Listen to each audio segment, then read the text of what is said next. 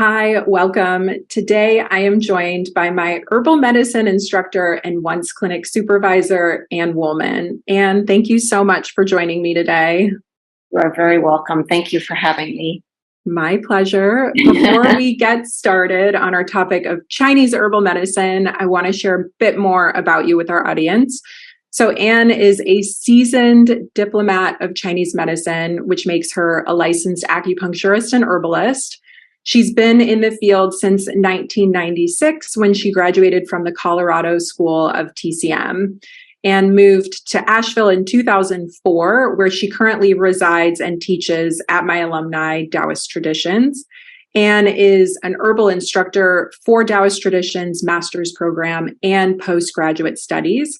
She specializes in teaching the history of Chinese medicine and has had a love for Asian studies and philosophy and culture since she was in 8th grade. And also treats patients at the Chinese Acupuncture and Herbology Clinic in Asheville, North Carolina, where she specializes in women's health, internal medicine, and pain management. And thank you again for joining with me today. I just love your background. And let's just jump in with a very basic, easy question. Tell me what your favorite thing is about Chinese medicine and what you love the most about it. I think my favorite thing about the practice of Chinese medicine is that most of the time I can be helpful to people. Not always miraculously, but sometimes. And I feel like the efficacy of Chinese medicine is extremely high. Yes. And that is, to me, the most gratifying thing. I find it to be a modality that has a tremendous amount of application and helpfulness to patients and is a very good adjunct to Western medicine or companion to Western medicine because it's different enough and yet developed enough to be really effective. So it has a standalone value and it has integrative value both. It also has an incredibly long history and tradition, which is something that I'm particularly interested in, and I'm sure we'll dive more deeply into during our discussion, making it a very rational system, a very rational choice, and yet on the not other side of rationality, but connected to rationality, it's also extremely holistic, genuinely holistic, and genuinely spiritually oriented. So it provides a great framework to be helpful to people. And I don't think anyone can ask for anything more in a career than to do something that is endlessly interesting and helpful to folks. Mm-hmm. Wonderful. Much more than I had expected. And I often will say to patients that it is a complete system of care, focusing on the physical body, the mental, emotional, the spiritual. And then within often that same conversation, I'll say that in examples, Western and Eastern Chinese medicine physiology is pretty much the same. Chinese medicine gets a little bit more detailed, I think, in a way, and more with the movement of resources going into the body. But it's not like it's a big, weird mystery. And when people hear that integration, they feel more connected to it because it is foreign and it is distant to some people. Mm-hmm. Yeah, I think that's really true. Exactly, that it has this connectedness that provides an integrated whole. And again, in my teaching, I'm particularly interested in the history and the continuity of thought that occurs in Chinese medicine, because when I encounter patients, many of them come, they don't know much about Chinese medicine, as you've just said, same I'm sure for you. And so they come with this kind of almost naive excitement. They believe that it works because it's so old. I hear that over and over again, right? They say, I'm here because I know acupuncture works. They typically know more about acupuncture than they do herbal medicine. And that's because it's old. And yet they don't really know how old. They don't really have any detail on what makes it work, and why would they? But it makes a practitioner feel, or it has made me feel over the years, like it's my responsibility to understand as much of the rationale and the development of Chinese medicine as possible, and to be able to articulate what it is that I'm doing with them and for them, and why, and where those strategies, those techniques, those point combinations, formulas are rooted in documented, anecdotal primarily, and we can talk about research, evidence. Mm-hmm. So it really is a science and an art, and it has, again, a very mappable and understandable continuity throughout time. And it has also the potential that is unfolding for an amazing future. Mm-hmm.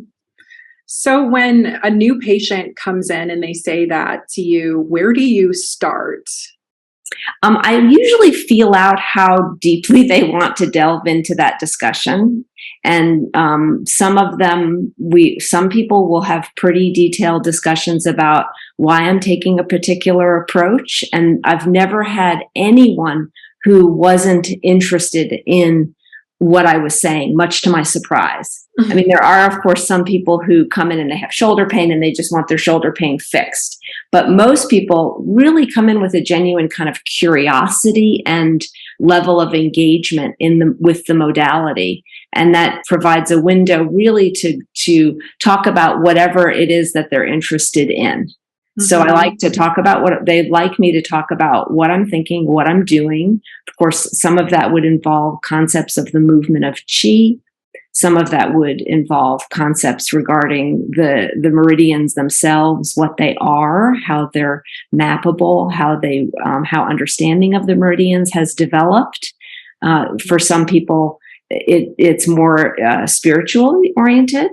Sometimes we'll talk about some of the classical spiritual texts that are connected to Chinese medicine, and many folks are very interested in those kinds of Eastern concepts of mind-body connection. So this enables you to have a language and a kind of depth to those discussions that I think people really appreciate, and constantly surprise me by how much they appreciate them. Mm-hmm.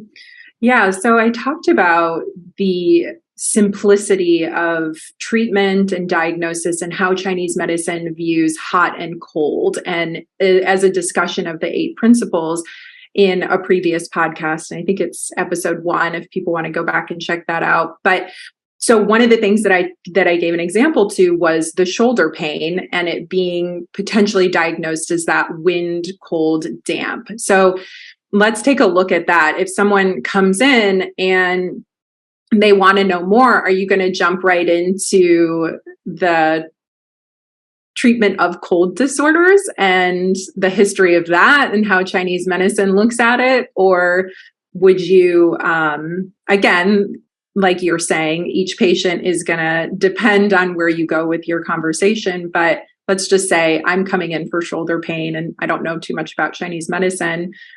Where would you take me if I want to know why this is happening and why treating it with ice and cold isn't working for me and it's actually getting worse?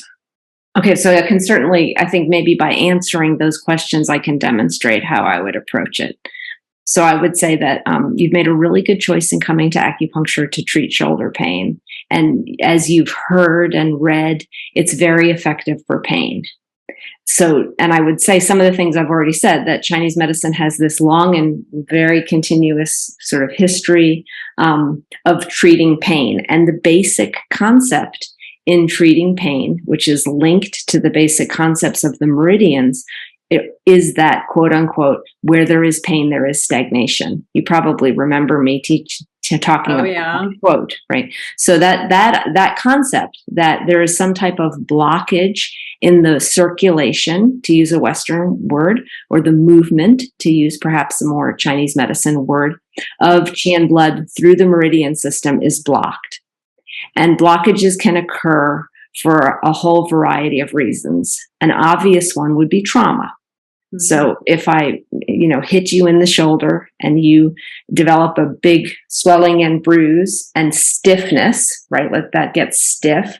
You can see that bruise shows that the blood is not circulating properly. It's ruptured out of the vessel, its normal pathways or vessels. And certainly that kind of stiffness or sort of splinting, maybe that's a more Western concept that occurs, could be called stagnation. So an obvious, visible, something we've all experienced, we've all fallen down and injured ourselves. But stagnation also has kind of a spiritual, conceptual rooting in that we can get blocked for spiritual reasons even. Yeah. We can get stuck, right? So we know that pathology, disease, discomfort has potentially this issue with stagnation or blockage. And again, you can expound upon that. So I'll often talk about how metaphoric the language of Chinese medicine is, right? So we may not have literal cold, and we may actually, I had a particular case, this is many, many years ago, of a man who came to me for what he thought was arthritis in his knees. He was I was living in Colorado at the time. He was a mechanic, and his job was to go to people's houses and fix their cars outside. And he had spent, years basically leaning against cars. He had a particular posture where his knees would be up against the cars. It was cold in the winter, and he'd be working on people's cars. What seemed like to him very suddenly, he started having excruciating, characteristic of cold, fixed, characteristic of cold, knee pain. And he went to his doctor, and his doctor said, "Oh, you have osteoarthritis," and had started him taking NSAIDs. So he took NSAIDs for a long period of time, and then developed stomach problems, of course, from the NSAIDs, because they're challenging in that way. So with him, it was the perfect opportunity to discuss the concept of cold. So cold, clearly this was a quote unquote cold invasion. I used lots of moxibustion and lots of heating techniques. And that was one of those, back to our very first sentence, practically kind of miracle cures, because the diagnosis was so clear. That also links with what I was talking about earlier, which is really trying to understand my approach and why I'm taking it. So to continue that conversation with you, I would say, so now we have this basic understanding that stagnation causes pain or discomfort, especially channel pain, because the blockage of qi and blood flow through the channels is painful. Cold causes extreme pain because it stops movement. And that's why we use ice in Western medicine. We use ice to drive blood circulation away in an acute trauma. But that is potentially pathological, because once healing needs to occur, we need to stimulate circulation. And that's what acupuncture does. So if they're really interested in delving deep into the history, which is my passion, then I would potentially go into the Han Dynasty bias against cold and the elemental kind of factors that are so important in the history of Chinese medicine. Again, discussing both the more literal kinds of concepts or definitions, as well as the more esoteric and metaphoric ones. So which school of thought does where there is pain, there is stagnation come from? I would say that dates all the way back to the Neijing. So we know that, right? We know that wind heralds 1,000 diseases, and those 1,000 diseases. So the concept of cold and stagnation causing pain and discomfort goes back to that kind of golden era, what we would say, of writing. Right, the earliest written records of Chinese medicine date back to the Han Dynasty, which is about the year 220 ACE. Now we say after Common Era, right? So that is kind of a golden age of writing, where we see the Shanghan Lun, we see the major texts being dated to that time frame. Then Chinese medicine, again, in a very continuous and very understandable and readable way, builds conceptually. So by the Tang Dynasty, we're talking more about dampness. Mm-hmm. And the concept of what we would diagnose your shoulder pain as, which is B obstruction, again, obstruction in the channels, develops along with these concepts. And so by the time we get to modern TCM, we call that a wind, cold, damp, B obstruction pattern. Mm-hmm. And where does moxibustion come in within the history? Because for those that don't know, and you can certainly elaborate, but moxibustion is an herb that we roll into kind of like a cigar. There's more processing that goes along with it, but that's the end result. And then we light it and take it above the skin about an inch or 2 inches to then warm the body and create that warmth, which then creates the movement to dispel and expel the cold. So getting a little into the herbal medicine side, at what point in history did moxibustion come in? And then also with that in mind, how are you using the moxibustion internally, externally? Mm-hmm. Yeah, I haven't studied the history of moxibustion in depth, but my understanding is that it developed alongside concepts of acupuncture. So there's a classic of acupuncture and moxibustion, which I believe would probably also date back to the Han Dynasty. But we'd have to look at when it was actually written. They developed together. And the herb that you're using in moxibustion is Artemisia vulgaris. Mm-hmm. I will say that even prior to written records, when tombs have been excavated, so really when we go back all the way to this idea that Chinese medicine is so old, what we believe is that it could be 5,000 years old. So I'm talking about written 2,000 years, but there are tombs that have been excavated, you probably know this, where they have found mummified bodies, for example, that have the meridians drawn on them. Mm-hmm. Well, in one of these archaeological settings, they found a packet that contained huopo, magnolia bark, was preserved in this packet. So we believe that herbal medicine was being used, of course, and this just makes sense, was being used by these very early people who were not yet writing, but were starting to leave written evidence in the form of like divination markings on tortoise shells and on bones. Mm-hmm. So there's also this whole archaeological kind of study of Chinese medicine. Mm-hmm. So moxibustion, I believe, is as old as acupuncture is. It would be fun to go back and really study that in depth.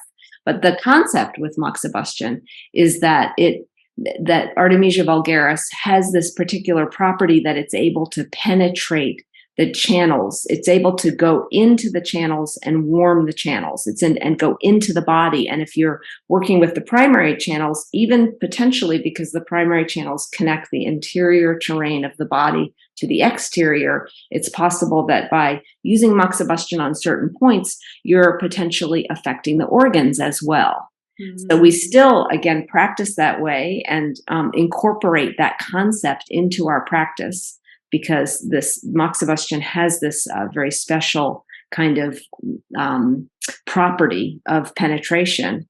Now, interestingly, if you travel throughout Asia, you will see different types of moxibustion, some of which we don't use here anymore. So, for example, in Tibet and Nepal, I saw tools where they would use scarring moxa. So they would take like a bronze tool, often a religious symbol, perhaps like a Buddhist dorje or something, and they would scar on the body. They would burn the body. So the use of heat, and we could say in that case cauterization even, would also be, very, very traditional. But the bias against cold does go back to the Han Dynasty, when where Chinese medicine identified these climactic factors as being causes of disease, mm-hmm. and that disease factor involves blockage. Absolutely. Mm-hmm. And Chinese medicine, does a really an amazing job at organizing itself. And so we know within the Materia Medica that Artemisia, mugwort, and then I do kind of want to, there are a couple places where I'm like, ooh, we could go there too, but talk a little bit about magnolia and hopo. So where are they found in the Materia Medica that we use today? And the Materia Medica too, maybe you can provide some information on the history of that and when it was written, and talk to us a little bit about the categories of those herbs, specifically the Artemisia and the magnolia. So the earliest Materia Medica that we refer to as the Shenan Bensao, which again dates back to the Han Dynasty, which we would say was like I keep saying the golden era of Chinese medicine. And it contained 350, I believe, herbs in it and discussed their properties.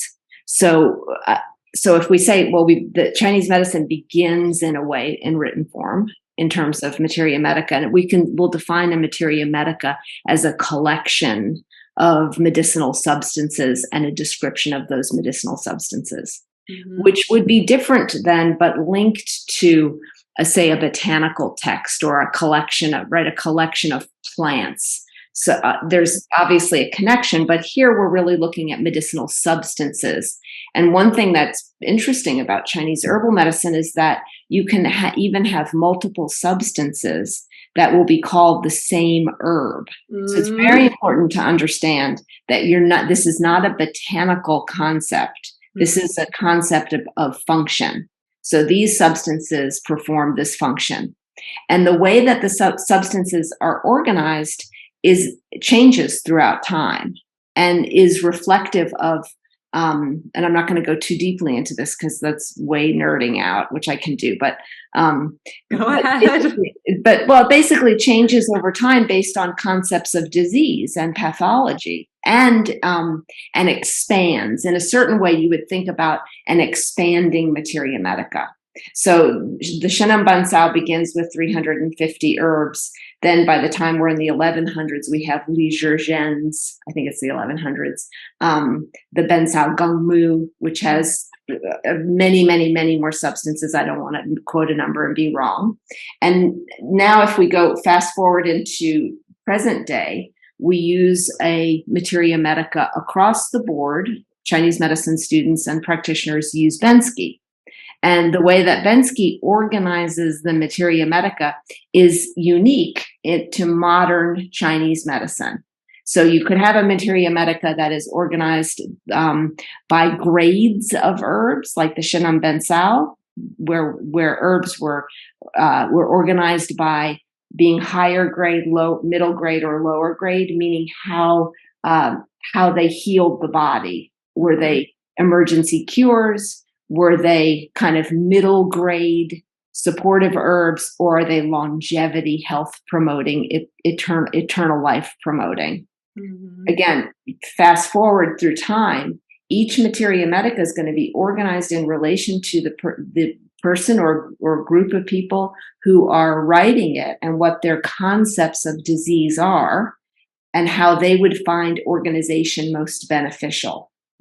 So in order to understand how we use the Materia Medica now, we have to understand something about TCM. And probably since you're doing a series, you've talked a little bit about diagnosis and pattern differentiation, sounds like. So you've talked about how Chinese medicine diagnoses and names a pattern that's related to a particular organ system. Yeah, very that pattern differentiation concept also, of course, develops over time and becomes codified in TCM. So what Bensky has done is he's compiled as much information about a specific substance as he can, and he's basically listing all of the functions that are a compilation as those herbs are used in formulas, as well as they're found in older Materia Medicas. And he's organized it by category, and the categories are related to TCM categories. And so which categories? Complex.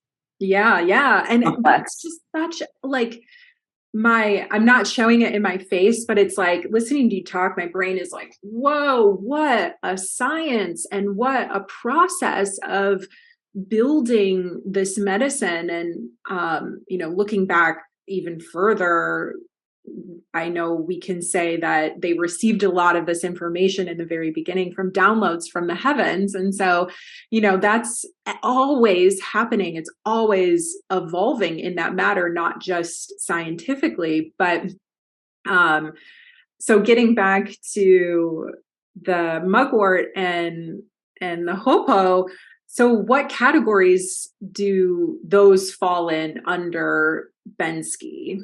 Where are we going to find those? We're going to find the hopo under regulate chi. Okay. Right? It descends the chi. Okay. So regulating chi typically means moving chi.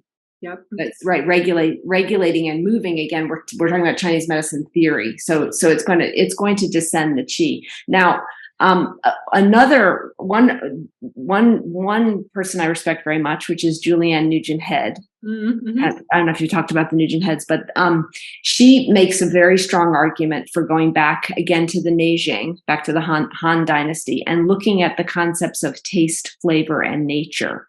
Yeah. So the idea of herbs having particular characteristics, or what is called the chi of the herb, is a very classical perspective.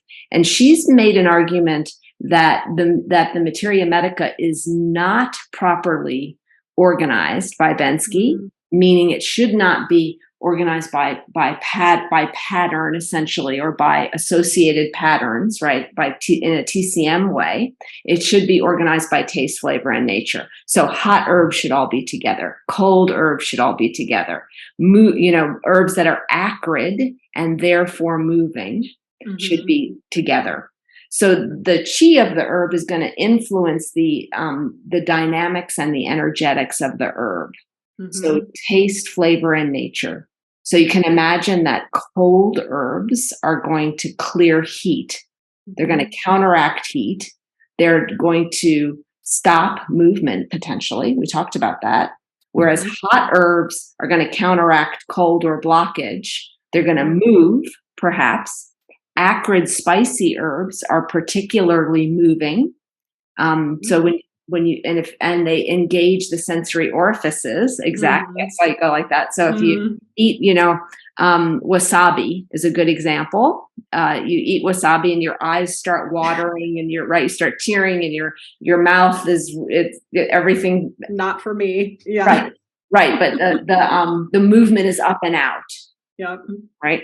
Sour herbs restrain. So the idea is that when you taste a sour herb, right, you pucker, your energy goes in. So we restrain perhaps with sour herbs.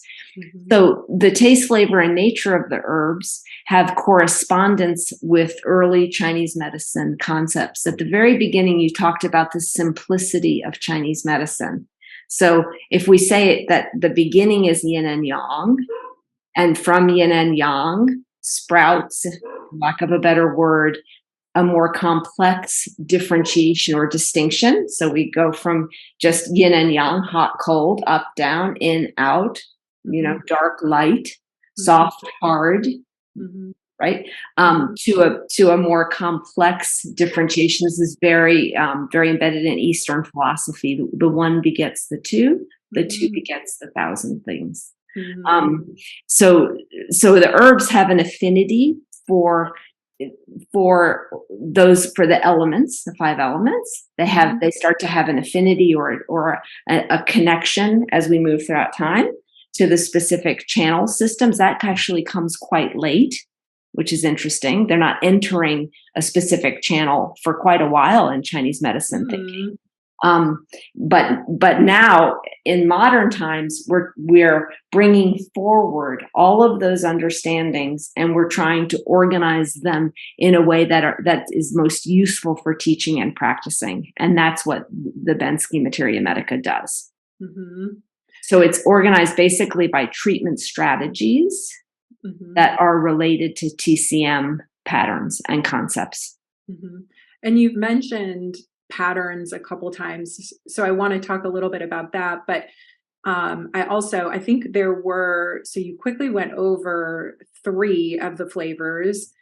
So, and then talk a little bit about the sweet flavor, and then the last one that is skipping my mind. Is salty. That's salty. Yeah. Salty, sweet, acrid. So there's salty, there's sweet, there's acrid, there's bitter. There's bland, which comes a little bit later. Bland is kind of a neutral flavor. Right?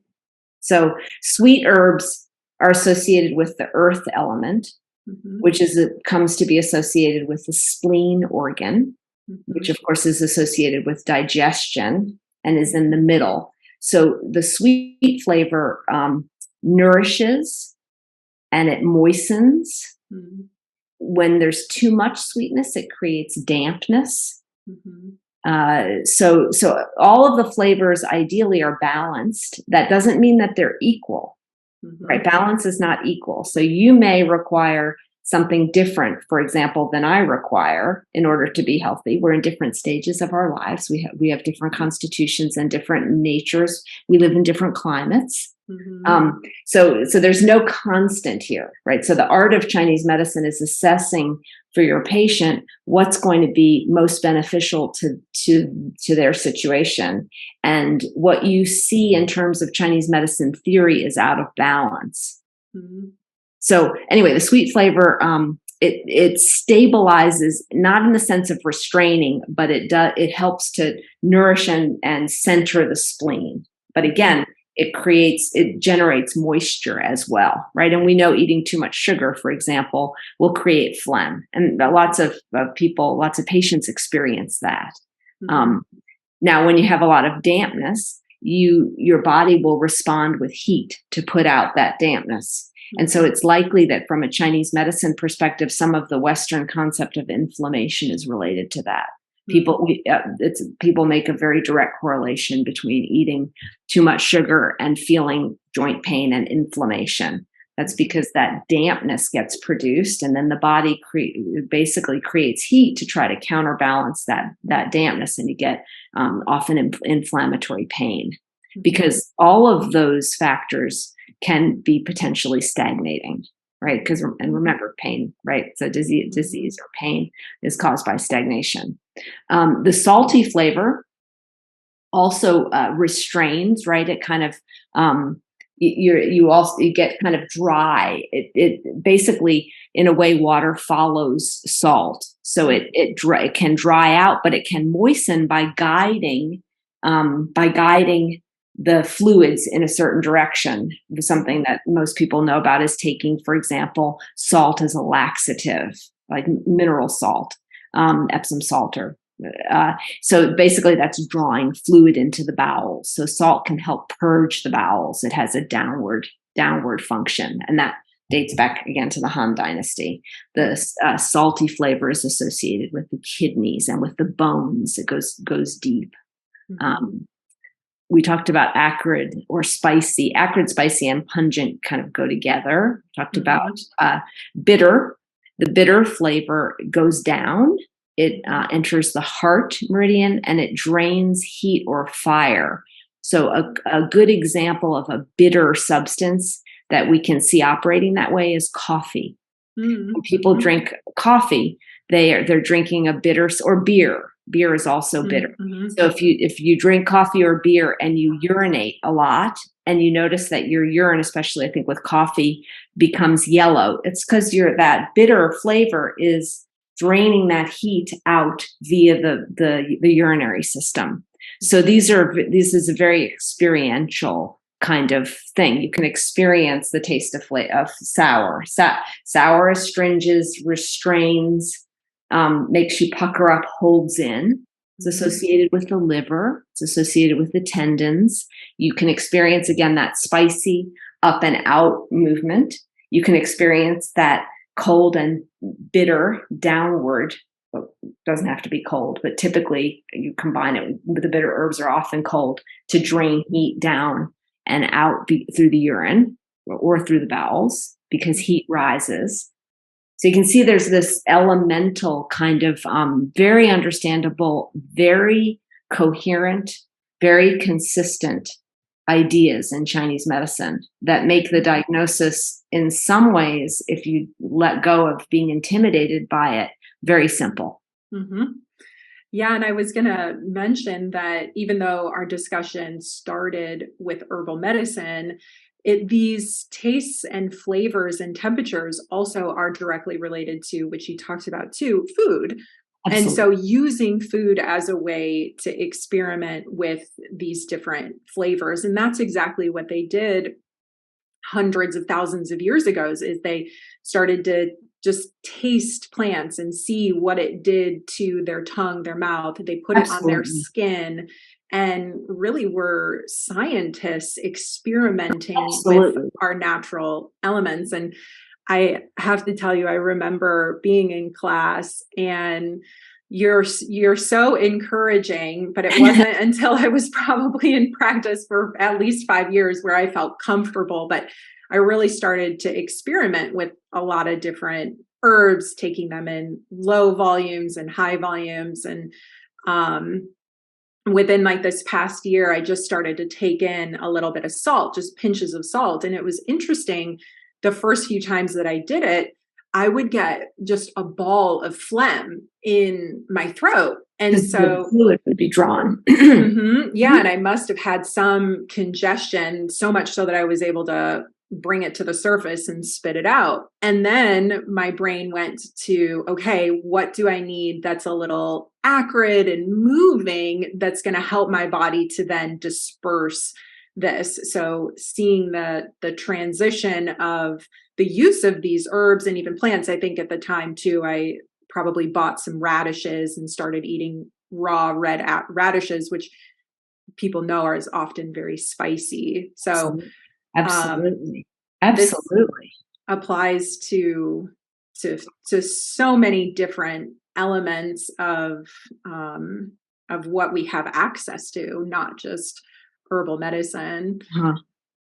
And going back to, so you've mentioned patterns quite a bit, which I haven't talked about too much in previous episodes, but of our diagnosis of the shoulder. So you talked a little bit about the bee obstruction and the cold. How would you put that into a pattern diagnosis? And then maybe talking about some of the herbs that you would use there too, either topically or internally.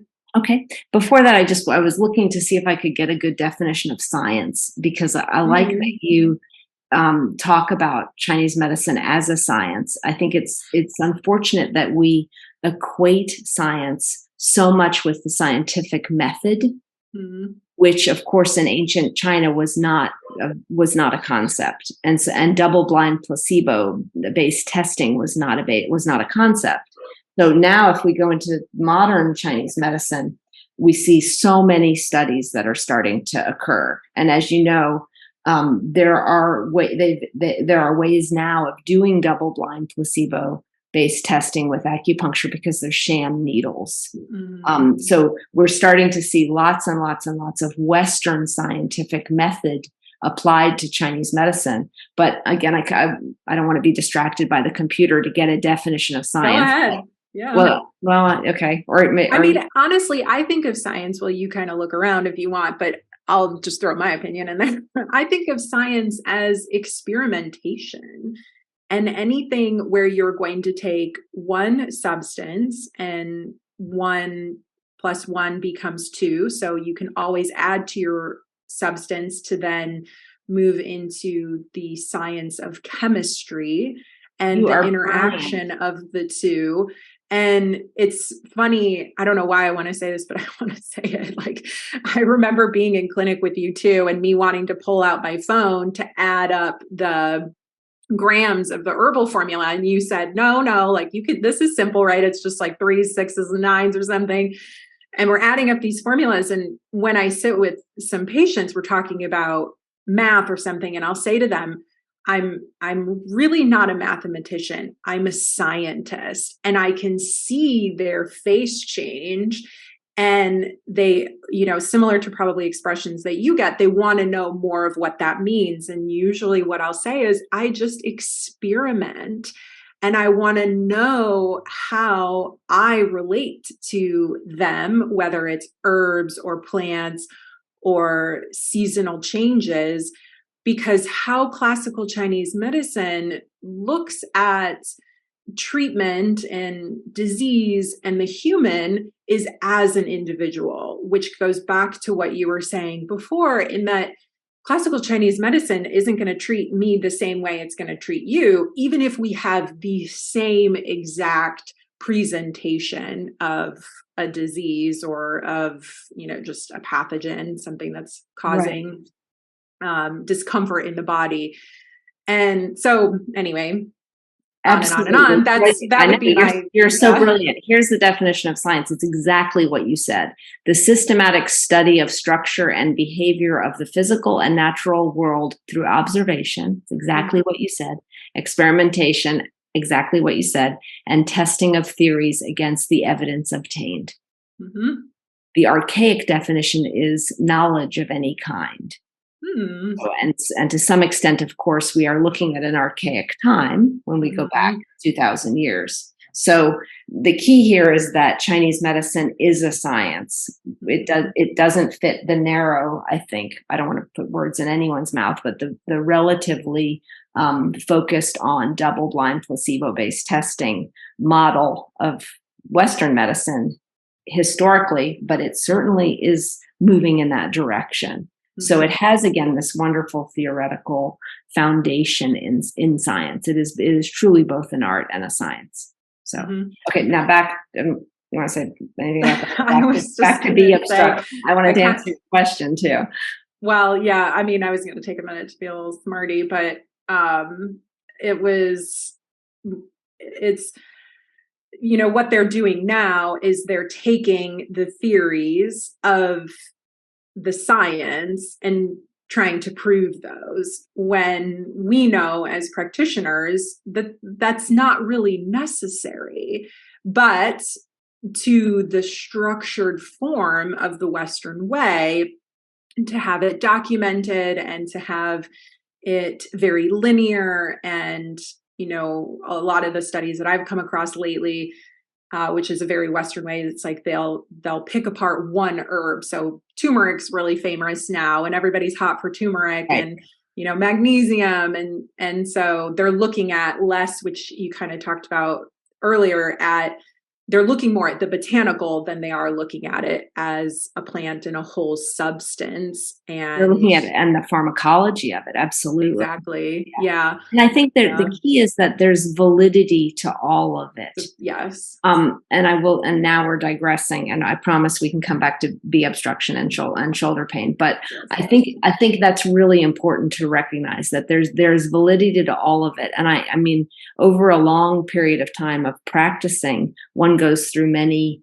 questioning phases and kind of crises. And one of the things that I found very lacking in my education was a distinction between what is clinically effective and what is probably not as clinically effective. So the material was often presented in this like whole, and that's part of the concern with TCM, which is the structure of Chinese medicine that has come out of communist China. It's the codification of Chinese medicine that is based on the entire history of Chinese medicine, but it's an attempt to simplify and codify it. And when it's presented to students, it's often presented just in this, like, this is true and it's all true and it all works and it's all the same. And then when you get out into practice and you realize that just because somebody told you that it was part of this codification,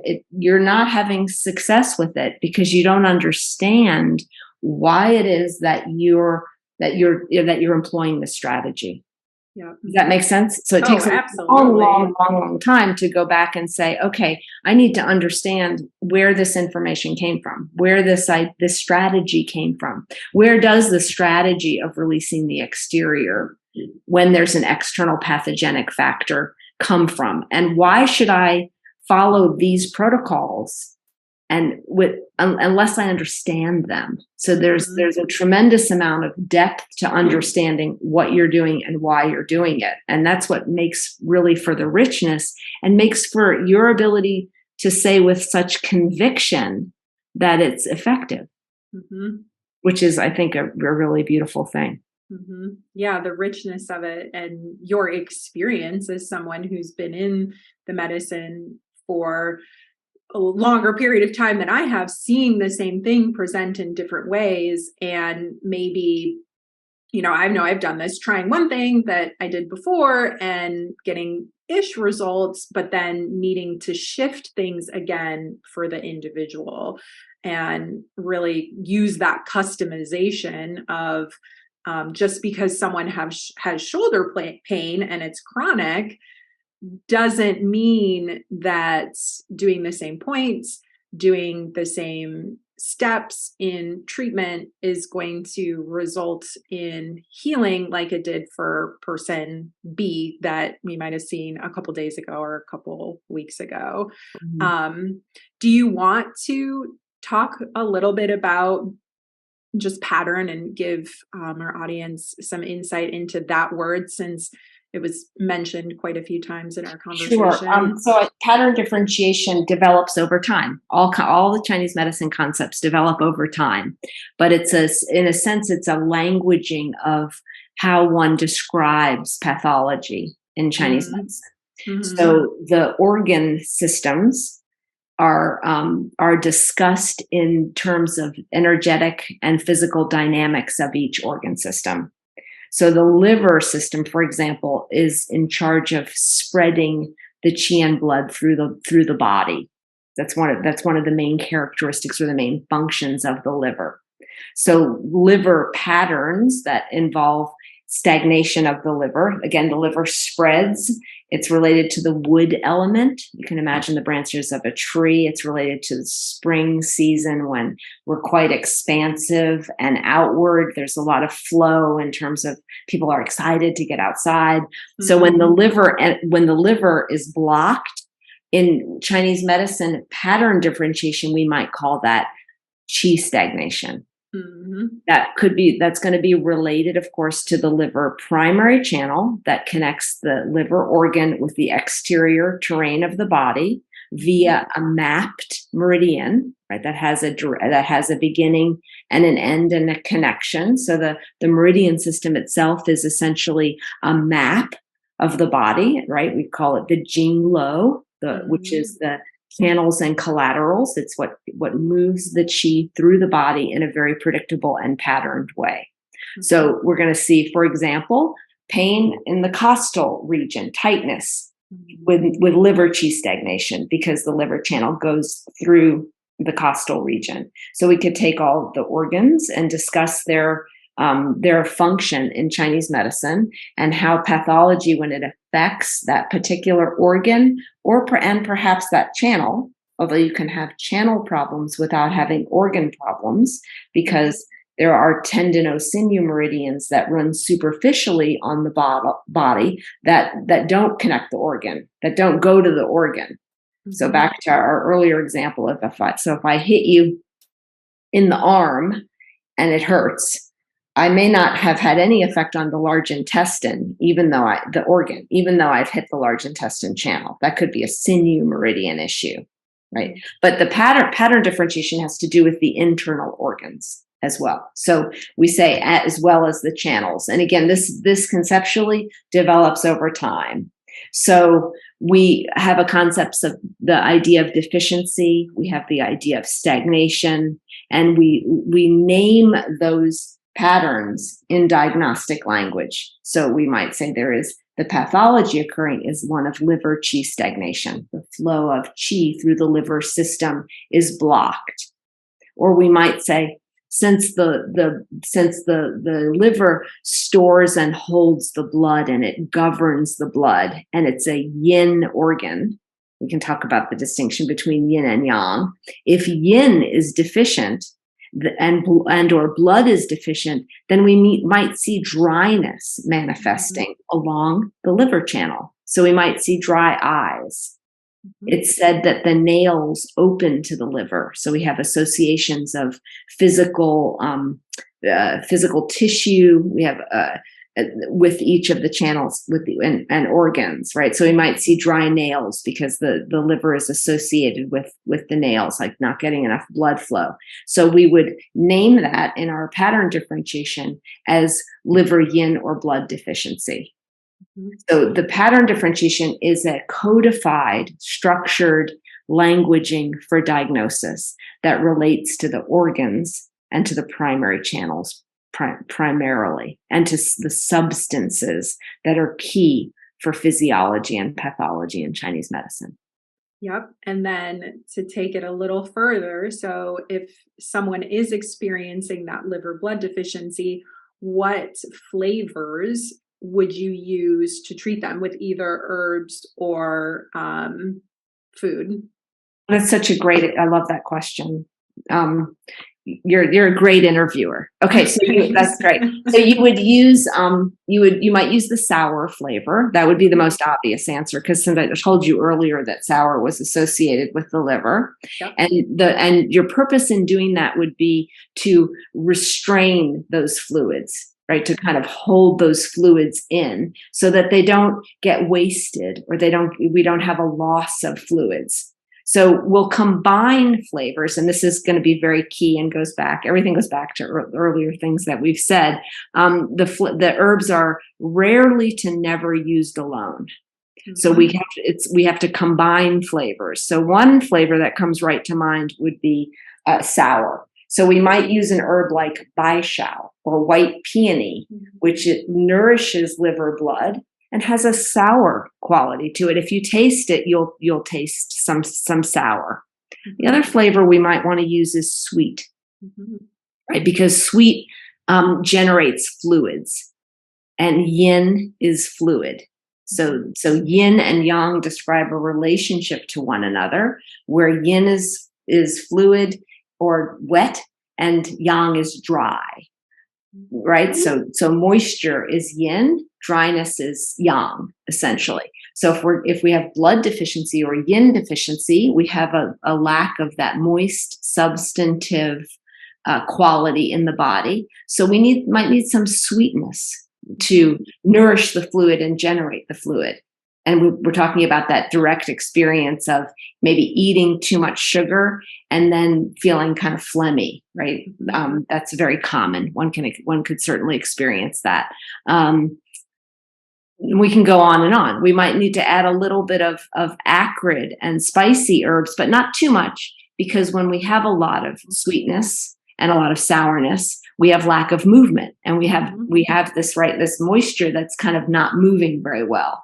And anytime we have lack of movement, we have potential for pathology.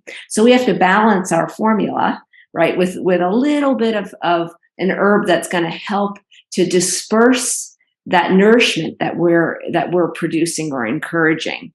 So again, our formulas are typically in some ways very simple if we go back to these basic concepts, but they are complex in that we're combining flavors together. We're combining substances together. And each school of thought throughout time has described different treatment strategies and different concepts of how we combine herbs together to treat pathology as it was being described and seen at the time. Mm-hmm. Yep. Yeah, and I want to mention too that the sweet flavor that we often find in Chinese medicine is licorice, which is very common, and then also, or honey fried licorice. So just the use of natural substances like honey and maple syrup. Dates, right? Dates. Yeah, the jujus. Mm-hmm. Yeah. So we're even Chinese medicine, and you talked about this before, in that they're known as substances, a collection of substances. So that includes food, which these past two that we just talked about are, and then also, of course, plants, and anywhere from the flower of the plant, the root of the plant, the bark, the stem, rhizome, exactly that. Yep. The twigs, the bark, absolutely the flowers, the rhizomes, the flower before it manifests itself, while it still has bloom, the most potential, right? It still has that kind of potential for opening up. Yes, absolutely. Yes. And so maybe thinking about diet, of one basic dietary concept might be the use of rice, which is sweet and moistening and very supportive of digestion, very nourishing, very easy to digest potentially, but can also kind of bog people down a little bit, right? We know grains of any kind, some can make people feel kind of heavy. So too much of that sweet flavor, again, is going to be too moistening, create dampness and create stagnation. Yeah, I need to look into this, but you're reminding me about how I could not eat sweet potatoes. They just were too heavy. They bogged me down. I'd feel slow, sluggish, really to the point where I would want to take a nap. But knowing how good sweet potatoes are, I wanted to bring them into my life in some form. So I just started to eat them in very, very small amounts. I mean, probably starting with a $half size and cooking them in the steaming method to make sure that they're really soft and nice and broken down, as opposed to roasting or sauteing. And over time, I mean, it took several months, mostly because I didn't want to eat them every day, but now I can tolerate sweet potatoes and I can feel their medicinal properties of being able to clear and move that maybe they weren't able to do before, because of the density of the food and also where my digestive system was at that point. I don't know. I need to look at that book. I really like, Healing with Whole Foods. And then there's another. Pitchford, is that right? Pitchford is the. And then there's another, forget his name. But if you could speak to that at all relative to, because that the flavors, it's and even the Chinese, sweet. Even the Chinese herbal formulas are described, of course, as teas often. So again, this idea that, or soup, means soup. So you're creating a sense of recipe. This is I'll try to come back and answer your question, get a more direct question. But so the idea, this is one of the reasons that Chinese medicine or Chinese herbs are so safe as well, which I wanted to mention.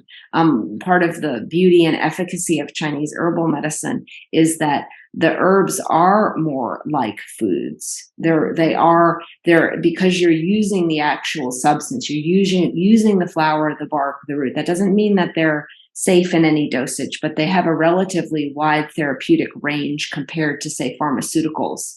Meaning, it would take taking a lot of an herb most of the time. Aconite being an exception to that. There are toxic herbs for sure, and levels of toxicity, but basically you're using a substance in combination with other substances in its raw form.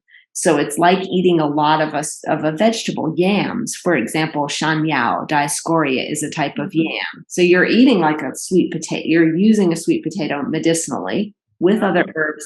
You're cooking it. The cooking process is very detoxifying. Anyone who's traveled knows that if you want to, make a good attempt at staying dysentery free, you cook your food really well. You boil it and you boil your water. So we know that cooking is a detoxifying method in and of itself. So we have this kind of beautiful tang or soup or tea that is very, very safe, in my opinion. So that's another plug. I'm giving another plug for herbal medicine.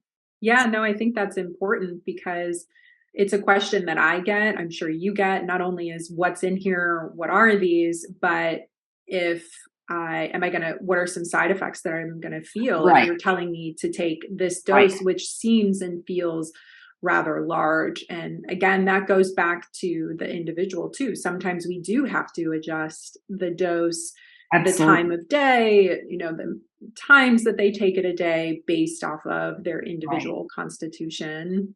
Yeah, I'm going to take issue with the side effect. That's a concept I'm not very fond of. I mean, we'll call them unwanted effects. Yeah. Good. I like that. Right. You take pharmaceuticals and you have effects that are wanted and effects unwanted. Yes. Yeah, it's part of what makes assessing the safety of Chinese herbs so difficult, because they're not used alone. And the substances traditionally, in terms of relationship to one another, the incompatibilities that you studied for the board exams, they detoxify one another in combination. So you can have an herb that when it's combined with another herb, it minimizes these unwanted effects. And when you don't combine it, it may have certain qualities or characteristics that are different than you have when you're using them in a particular formula.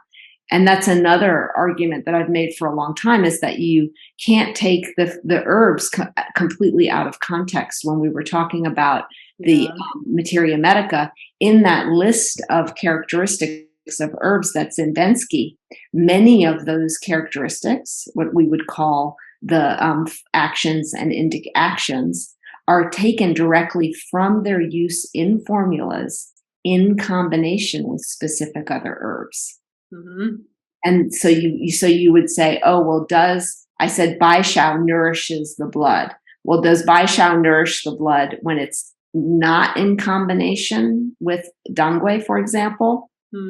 Or does it nourish it as much? So you have these synergistic effects, you have these counterbalancing effects, you have these enhancing relationships within the formula. So there's a lot of so much elegance in that, but it makes it very difficult to bridge that gap between pharmacology and Chinese herbal medicine.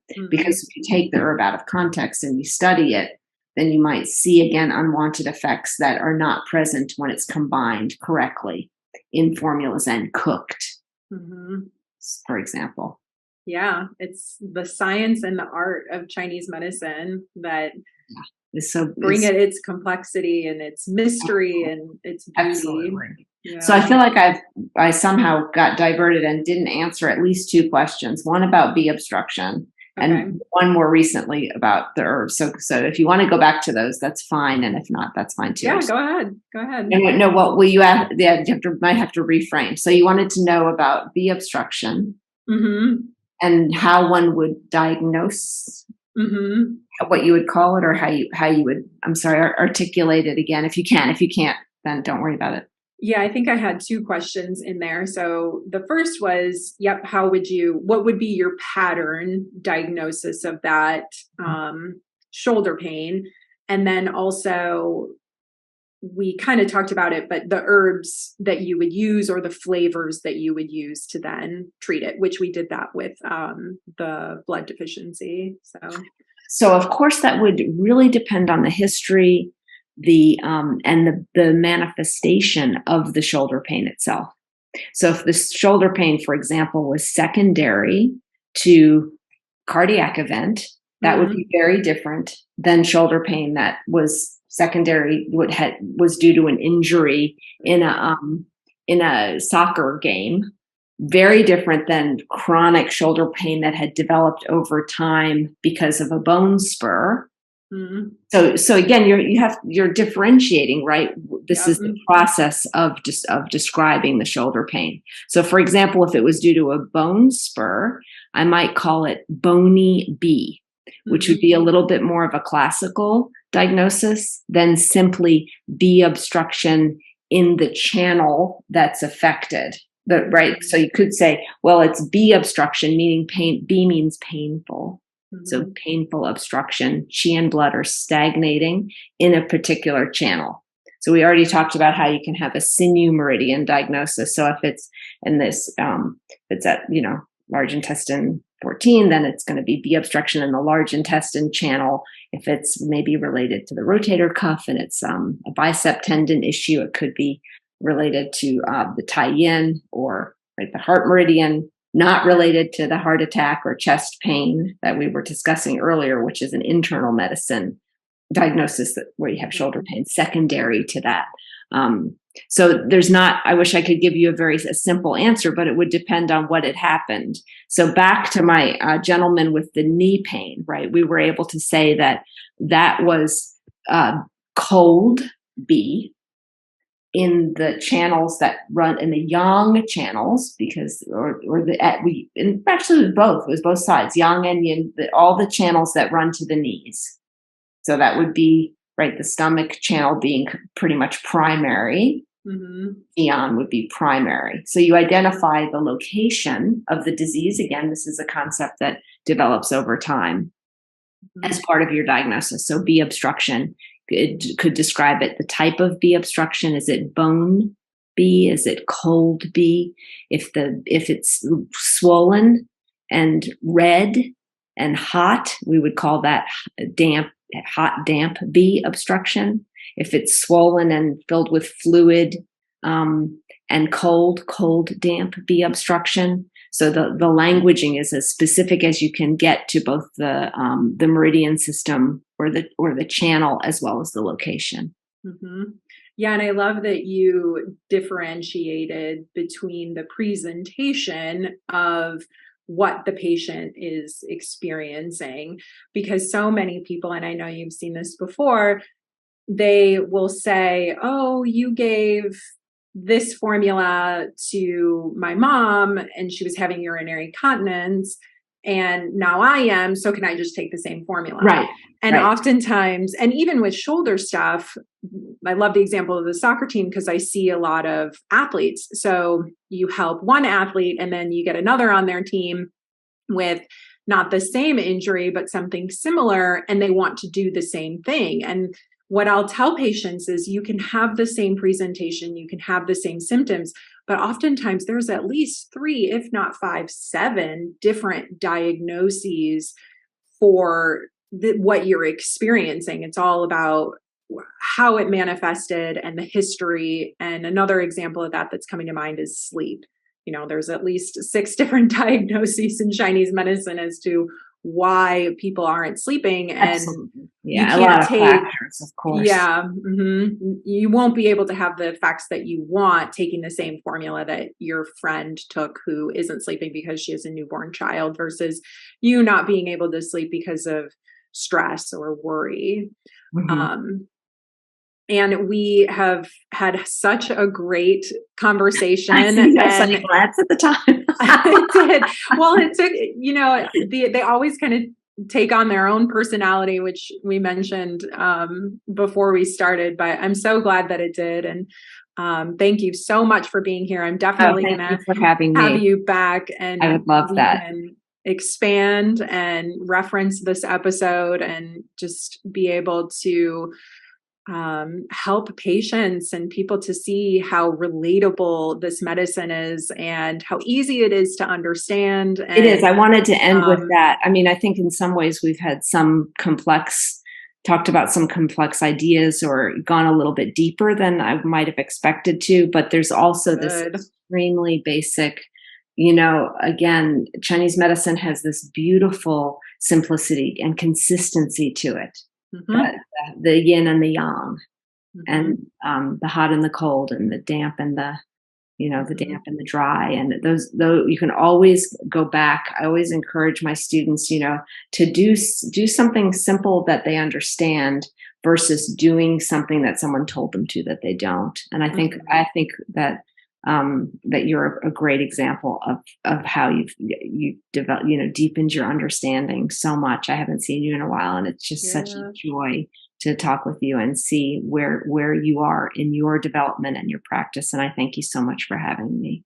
Well, thank you. And, you know, again, we can just go on and on, but the thing that I've learned about this medicine and being in it is to just play and experiment and trust what I've learned from our elders and from the history and from the development of it, and to just enjoy the process and how we unfold within it is just such a beautiful thing. Right. So that's great. I'm with you. Okay. Well, thank you again. Yes. I hope I see you soon. And we will. Take really good care. Thanks, Anne. You too. Okay.